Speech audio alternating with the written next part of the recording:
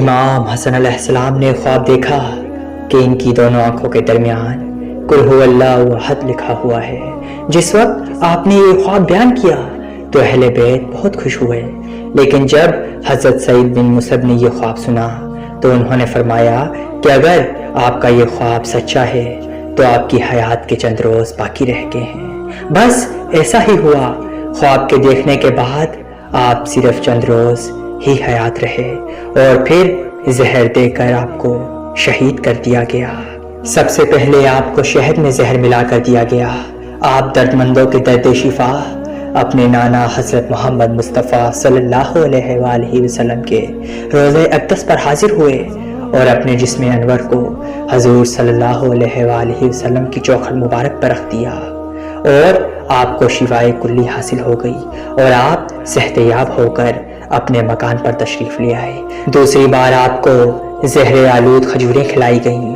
ابھی آپ نے 7 کھجوریں ہی کھائی تھیں کہ آپ کو سخت گھبراہٹ پیدا ہو گئی۔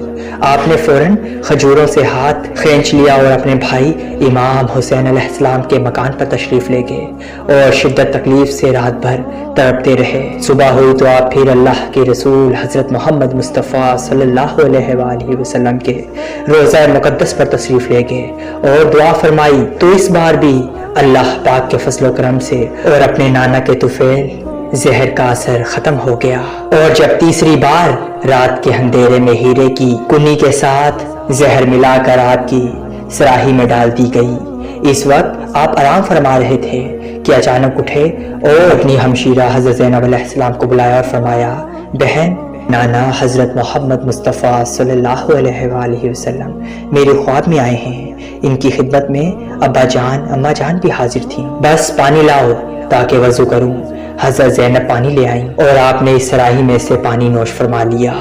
بس پانی پیتے ہی ایک سرد آہ بھری اور فرمایا، یہ کیسا پانی ہے، یہ میرے حلق سے ناف تک ٹکڑے ٹکڑے ہو گئے ہیں۔